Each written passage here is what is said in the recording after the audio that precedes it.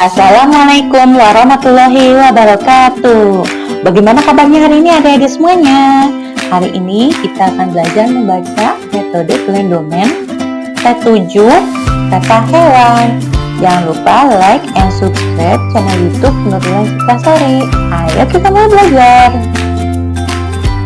Rumah, kucing, anjing, ayam, bebek, sapi, kambing, kuda, kelinci, gajah, harimau, singa, monyet, burung, ikan, katak, ular, semut, kupu-kupu, lebah, kelinci.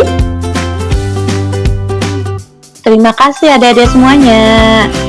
Jangan lupa like and subscribe channel YouTube Nurlan Cikasari. Wassalamualaikum warahmatullahi wabarakatuh.